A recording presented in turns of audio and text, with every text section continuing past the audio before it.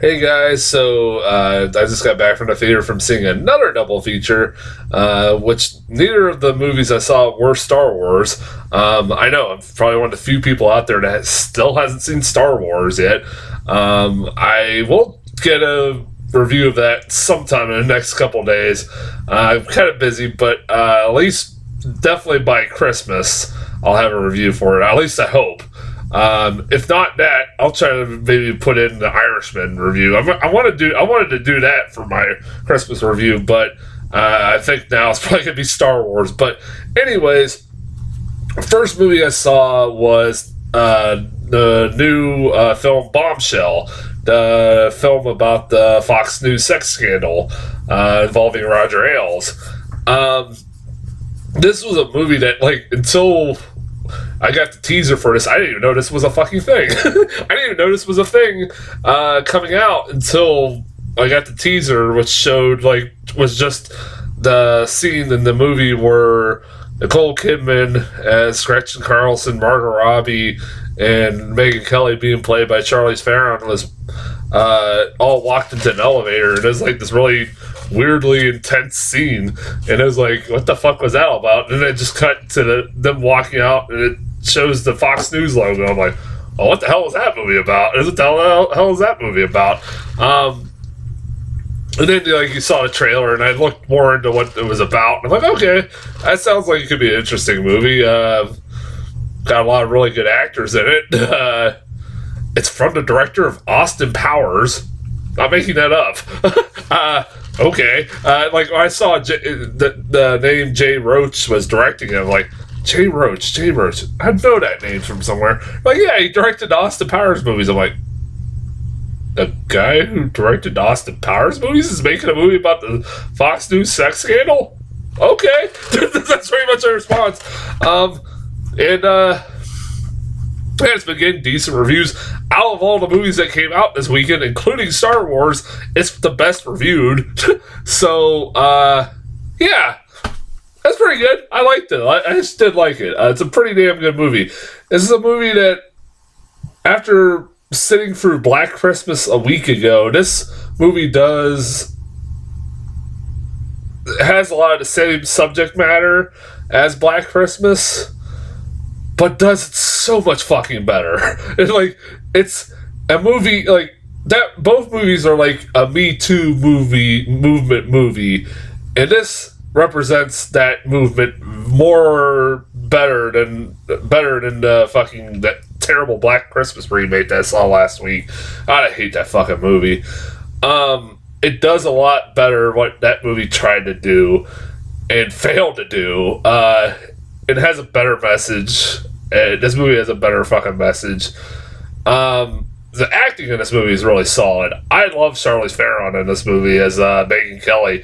Like, goddamn, like, what is up with her in playing these roles where she's hiding her face and, like, layers and layers of makeup? Because they did a really good job, and I said this when I saw the trailer, when I reviewed the trailer a few months ago, that they did a really fantastic job, like, making her look like Megyn Kelly.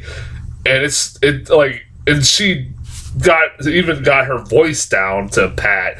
Like, she, like, tries to pretty much match everything about Megyn Kelly that you've seen on TV down to a fucking T. It's really impressive. Like, her acting, goddamn Charlize Theron, she is the main actress in this movie. She's the main character in this movie. You more follow her than anybody. And I mean, both Nicole Kidman and Margot Robbie both get a lot of screen time, but she's the one that gets the majority of it. And she is really good in this movie.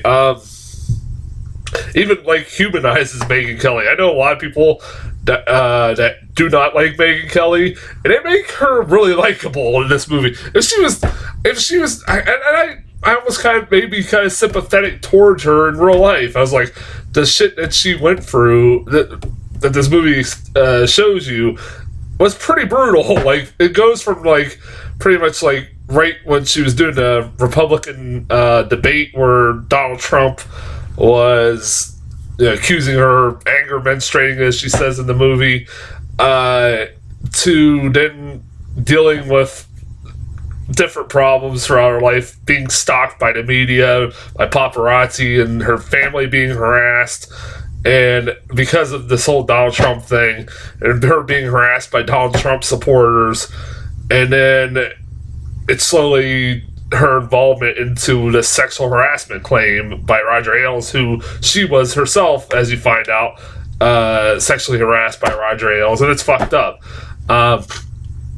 And like you see her progression throughout the movie, and she's really fucking good in this movie.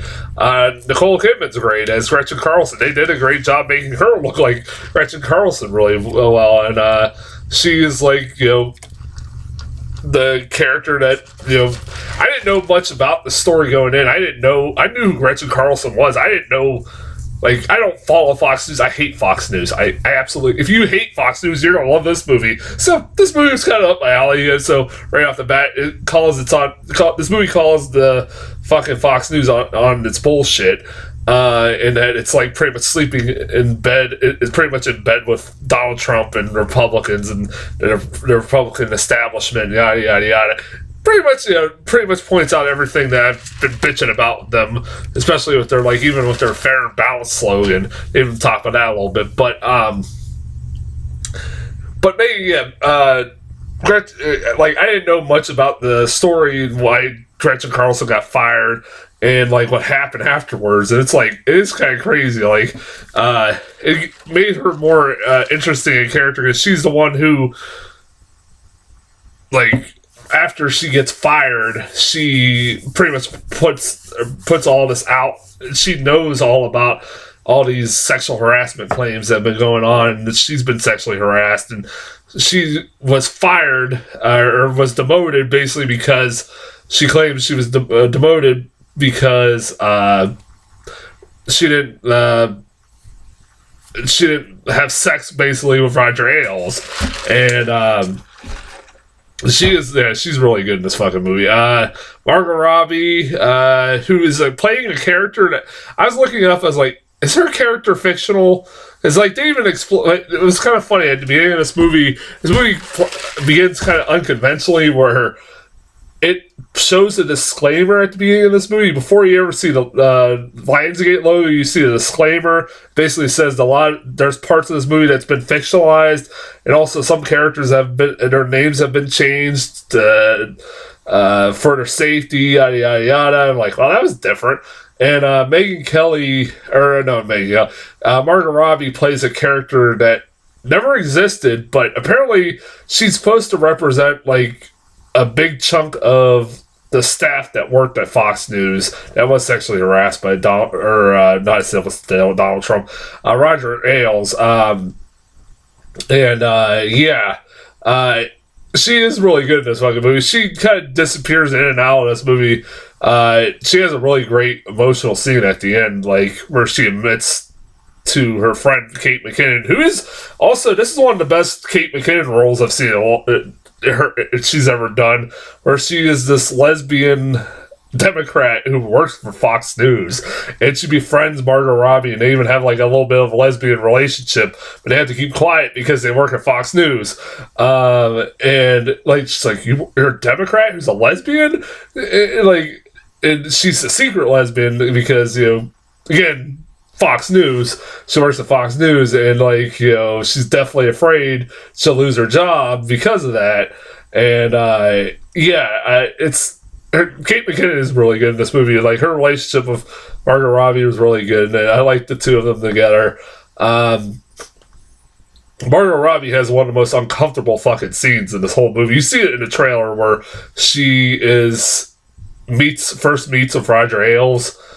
And that scene is so goddamn uncomfortable. Like, it goes on further than what you see in the trailer. Like, whoo-wee, that was a hard scene to watch.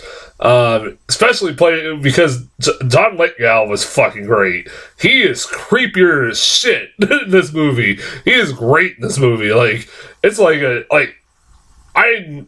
Lithgow I've seen do great, like, as far as, like, dramatic performances before, but, like, him playing, like, the ultimate creeper, oh, fuck, man, he's really creepy in this movie. He was really good. I loved him in this movie. He was really, really good.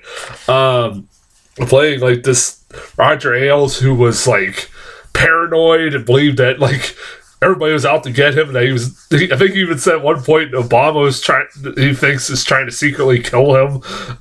It's fucking hilarious. Yeah, he's really goddamn good. Like, this whole movie is really well acted.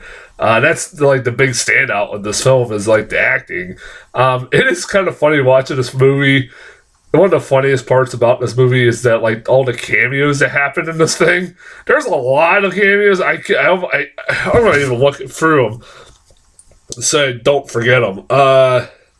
Shit, I'm gonna look it up real quick. Sorry, I hate when I have to look at my phone, but this will help a little bit because there's so many damn cameos in this movie. I probably even missed some of them. Allison Janney plays Roger Ailes' lawyer. That was kind of cool. I didn't even recognize. And one of those, again, I didn't recognize her because like she has this wig and she almost looks unrecognizable. It was kind of cool to see. Like, I was like, at first it took me a few minutes. I was like, that's Allison Janney? Holy shit! Do have who the fuck is also in this? Malcolm McDowell pops up at the end as Rupert Murdoch. That was funny. I like as soon as Malcolm McDowell popped up, I'm like, what the hell? Malcolm McDowell's in this movie? Don't pop up until like the very end of it, and I'm like, who's he playing? And they said Rupert Murdoch, and I'm like, holy shit! I was like, that's kind of cool. It's Malcolm McDowell. God damn it! Look at all the. Who else? You got some guy that plays Bill O'Reilly, who they did a really good job finding a guy to look like Bill O'Reilly. They did some good, obvious, probably prosthetics, and they did a good job. Like, he's only in the movie for like one scene, and so is like people like there's a Sean Hannity too. There's a Judge Jean Shapiro. I can't fucking stand that bitch. That girl did a good job. You could have told me that was the real Judge Jean Shapiro, and I would have believed you, because like she pulls off her bitchiness really fucking well. The guy that even got to play Chris Wallace looks really good. Like, they got a lot of people like to look like their counterparts. There's some that are questionable. Rona Rivera, that was funny. That one was pretty funny when he popped up. And Rudy Giuliani, who the hell did he get? I know he was a famous actor. Richard Kidd, I know I've seen him in movies before. He's like been in A Bug's Life and Inside Out. He's been in a lot of fucking movies. Richard Kidd. And he's like always the stereotypical Jewish guy in a lot of comedies. And he's playing Giuliani. He looks nothing like him. Sounds nothing like him. It's like, that's supposed to be Giuliani. I was kind of cracking up. I was like, all right. There's some good ones, and then there's some not so great impersonations of famous people.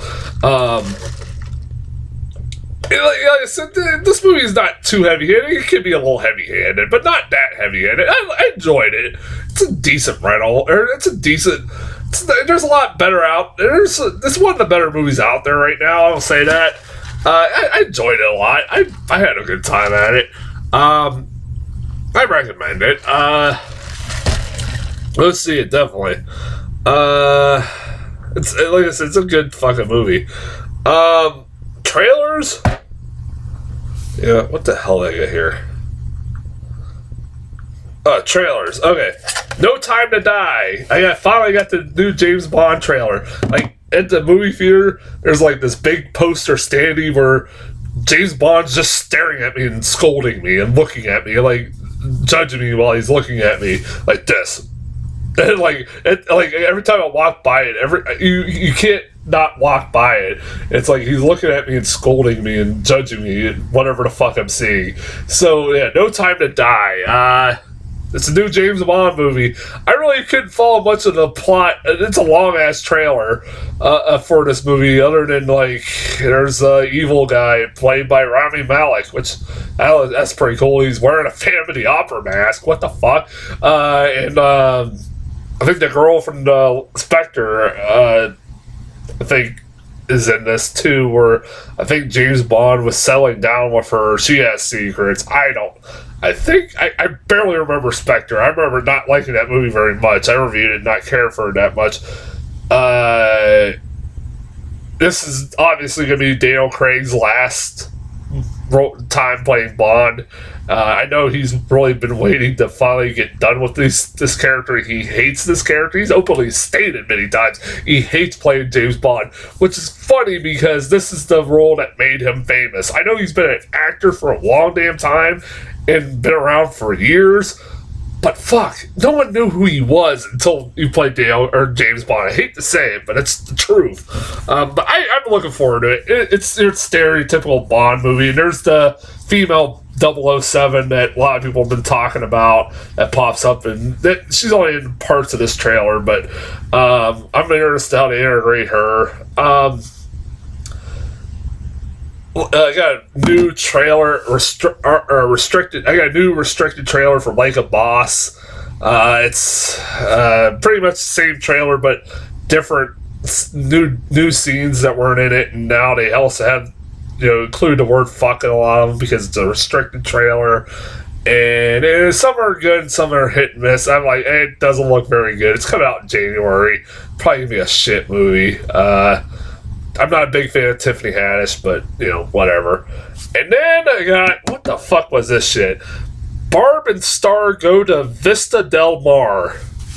It's Kristen Wiig and I think one of the writers of... I thought it was Kristen Wiig and Maya Rudolph, but it's Kristen Wiig and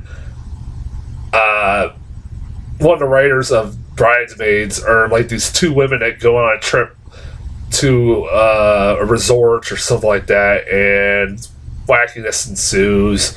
And the trailer starts out where it shows an Asian paper boy riding down a street for some fucking reason, because I'm like, okay, is this like a set up a horror movie?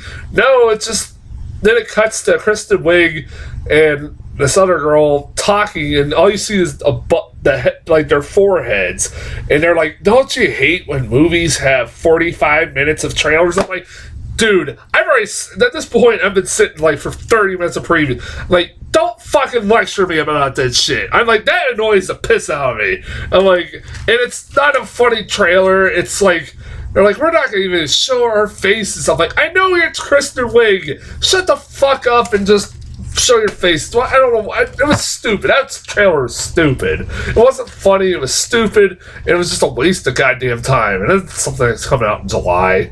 I bet you that'll be a shit movie.